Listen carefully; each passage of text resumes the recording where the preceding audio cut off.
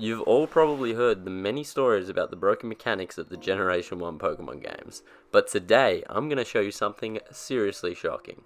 It involves a very underwhelming Pokemon and a great move that is only made so powerful due to the broken mechanics within these games. The challenge today is that we're going to defeat the Elite Four in Pokemon Blue with, wait for it, a single Meowth. You're probably thinking, a level 100 Meowth should easily be able to sweep the league without any problems, and that isn't much of a challenge. But the Meowth we're using today is going to be level 44, and there's a very good reason for that. But first, you're probably wondering, why Meowth? The answer's a lot deeper than you might think. Meowth is one of 16 Pokemon in the first generation games that can learn the move Slash via leveling up. Here are the other 15 Pokemon that can learn it: the Charmander family, Paris, Parasect, Persian, Diglett, Dugtrio, Sandshrew, Sandslash, Kabuto, Kabutops, Pinsir, Scyther, and of course, Farfetch'd. Now you're probably thinking limiting this list to Pokemon that can only learn Slash is a bit weird, but what we're going to do now is that we're going to shorten the list to the Pokemon that know Slash and also have above 65 base speed, and there are 9 of them. Here they are. I know Parasect is pictured here, but just ignore him. I made a bit of a mistake, but other than that, these 9 Pokemon can learn Slash and also have above 65 base speed. Now, why is that important? It has to do with the high critical hit ratio moves in Generation 1.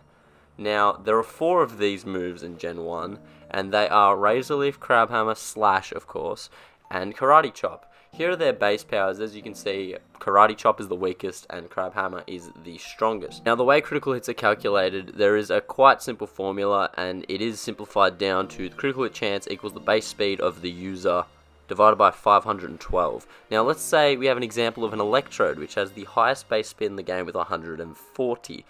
Now, if Electrode uses Thunderbolt, which has a regular crit hit ratio, it has a 27.3% chance of landing a critical hit on every single move, which is very impressive, but a bit broken. But we haven't even started with the broken calculations. Let's say instead of using a move with the normal critical hit chance, you use a move with the high critical hit chance, such as the ones we discussed earlier. It changes the denominator in our formula from 512 to 64. Which is a bit of a problem. Let's say you have a Kingler, which has a base speed of 75. Let's say Kingler uses Crabhammer, which has a high critical hit ratio. That changes our calculation to produce a result that is above 1. This means that Kingler will always land a critical hit if he uses Crabhammer. Can you start to see why it's a little bit broken now? So at this point, you're probably wondering, why not just use Kingler? Because it satisfies our base speed requirement. And it has a whopping base attack of 130, which is tied for the second best in the game. And it learns Crabhammer at only level 35. And every time we use Crabhammer, its base power is 200 because it's guaranteed to land a critical hit every single time. Even though the weakest Pokemon at the Elite Four is level 53, which would be 18 levels higher than our Kingler at level 35. I still feel like the challenge would be far too easy. So that's why I chose a Pokemon that only has 35% of Kingler's base attack and is using a move that's only 70% as strong, aka our humble little Meowth. Let me just illustrate how bad Meowth is really quickly. In terms of total base stats, out of the 9 Pokemon we chose earlier, Meowth is second last. In terms of base attack, Meowth is dead last, below Charmander with a feeble 45. Here's how it stacks up rank-wise against the other 9 Pokemon. Its speed is the only thing keeping its total base stats up. And although Charmander is technically weaker, as it has 1 less total stat, Meowth's speed is what I'm really honing in on here, because speed kills.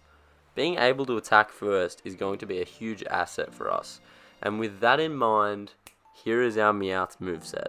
It has Slash, obviously. At level 44 it learns Slash, has Toxic, Thunderbolt, and Double Team. All these moves Meowth can learn legitimately through the game, through TMs. Toxic is given to us by Koga, Thunderbolt is given to us by Ulti Surge, and you can buy Double Team from Celadon City. Or the Safari Zone if you're really about it. But the final detail that I need to cover is that we will have an unlimited supply of max elixirs and full restores, and we will be saving in between every Elite Four battle. Now, I won't be using these items in battle, except for one instance against Agatha. because obviously Slash is a normal type move, and we can't use that against her ghost type Pokemon. So we walk into Lorelei's room, and there's another broken mechanic in the game that actually helps us out here. Her Dugong is her first Pokemon, as you saw with the Kingler earlier, and it has helpful moves for us, such as Rest and Growl, which enable us to set up Meowth, because Meowth's going to basically double team Toxic / stall the entire fight. They basically won't be able to hit us, is the plan. Now, with Rest in particular, when a Pokemon goes to sleep in Generation 1, they take an entire move just to wake up. As you can see here, as Dugong just wakes up, but doesn't attack on the move it wakes up. But of course, her Cloister knows Clamp. Now, Clamp continues attacking and doesn't let you fight back if it lands. So it pretty much ends our battle. What's even scarier is if the first Clamp critical hits, all of the Clamp's critical hits. So with Dugong out of the way, and hopefully Cloyster out of the way, we end the battle. Her other Pokemon being Jinx, Lapras, and Slowbro don't put up much of a fight at all. And yeah, just like that, we defeat Lorelei with our level 45 now, because he gained XP in the battle, Meowth. And with our Meowth, we will go into Bruno's room and take him on. There's not much strategy to Bruno, he just spams X defends on his Onix, which allow us to set up. It's probably the easiest battle. It's definitely the easiest battle, but we beat him. Which sets up the battle with the first real challenge of the run, Agatha and her Ghost Pokemon. Now, as you're probably aware, Slash is a normal type move, doesn't hit Ghost Pokemon. And some of her Pokemon are also Poison type, so can't use Toxic.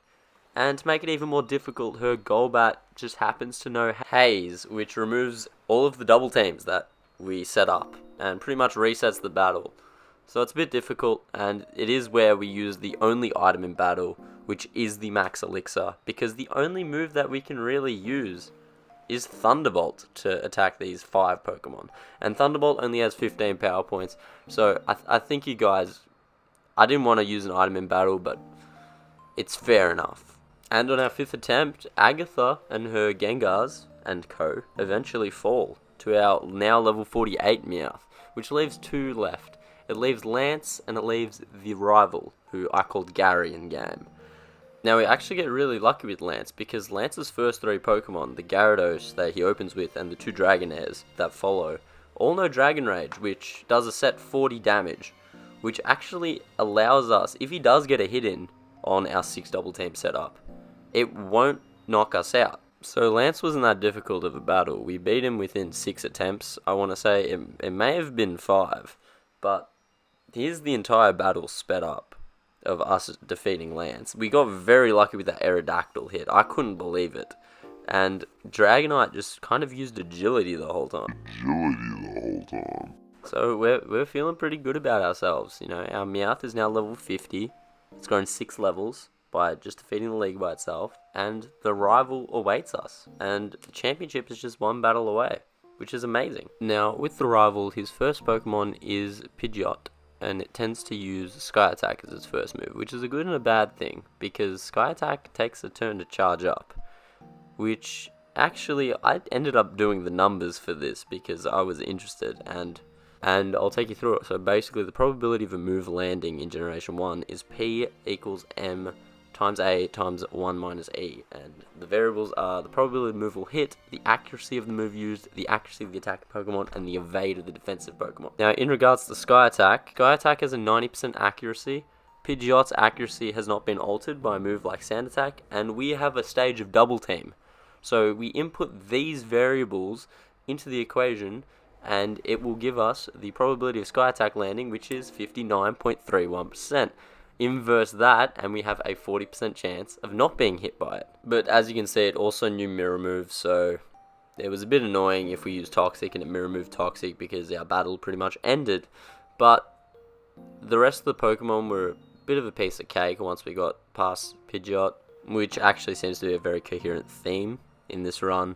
And we beat Blue. Well, technically Blue. Technically also Gary. But our Meowth eventually got to 52 and was inducted as a solo champion, but I wasn't done there. As you may remember, Charmander is very technically, weaker than Meowth, and can also learn Slash at a lower level of level 30. So I decided to up the ante and do it with Charmander. As you can see, Charmander's moveset consists of the same moves, except we switched out Thunderbolt for Fire Blast, and we increased Fire Blast's power points from 5 to 8, because 5 was just not enough. And with that in mind, we took on Lorelei. And the strategy is pretty straightforward. It's the same as last time, but obviously, due to Lorelei's Pokemon knowing super effective moves, such as Water Gun, Withdraw, and her Slowbro, and her Lapras knows Hydro Pump, the way the Generation 1 AI is programmed, they will always use the super effective move against Charmander. So it makes the battle slightly more difficult, but we end up going through it anyways. Charmander ends up ending the battle on level 33. We face off against Bruno, and again, Bruno is the easiest battle of the 5. So we speed through the Bruno battle, which sets up an interesting conundrum with Agatha. Because we only used one Max Elixir with Meowth, I wanted to do the same with Charmander. But again, the only move that Charmander knows that can do damage to Agatha's Pokemon is Fire Blast. And if you remember, Fire Blast has almost half the power points that Thunderbolt has. Thunderbolt had 15, Fire Blast only has 8. But Charmander ending this battle with Bruno on level 36 sets up a very interesting scenario where Charmander goes into the next battle with Agatha with one move to learn, and that move is Flamethrower. So we use the first Max Elixir to replenish Fire Blast, so that we can take down the first Gengar and Haunter, and after Charmander takes down Arbok, Charmander will have hit level 38, which means Charmander can learn Flamethrower. So Flamethrower replaces Fire Blast in timely fashion, giving us 10 extra moves, although at slightly reduced power, but at higher accuracy. And with that, we're able to defeat Agatha and start the biggest challenge that we will face all run, and that is Lance's Gyarados. Now, with Lance's Gyarados, the AI is programmed for it to use Hydro Pump against Charmander every single move, because it is super effective. And because Gyarados outspeeds Charmander, it's a bit of a tough fight. So for your entertainment, what I did was I did the numbers on the probabilities of Hydro Pump landing in the battle. Now, I didn't do this before the battle, so I wasn't aware of how demotivating they are, but there they are. The column is the move, and obviously our battle strategy with Double Team being used, it reduces the percentage. Now, that's of it landing. What we need is of it missing. And here are the inverse percentages of Hydro Pump missing. As you can see, it's a 10% chance for the first attempt. Now, we need all of these to happen consecutively in order to defeat Gyarados. So the chances of Hydro Pump missing 8 consecutive times is 0.226%, which translates to 1 in 442 chance of defeating Gyarados. Now, I had a mercy rule in place where if it took me over 100 attempts to just get past Gyarados, that I would say that the challenge is possible, although unrealistic. But luckily on attempt 81, Gyarados missed 8 times. As you can probably imagine, I was absolutely over the moon. We flew through the rest of the battle with Lance, and I couldn't believe it. Blue was the last battle. The strategy with the blue was the same, except there was a 50% chance that Blastoise could use Hydro Pump instead of Withdraw. But we ended up getting pretty lucky. And I think we got pretty lucky for the entire run, to be completely honest. I mean, we were 6 times under the chance rate of actually defeating Gyarados, let alone Lance.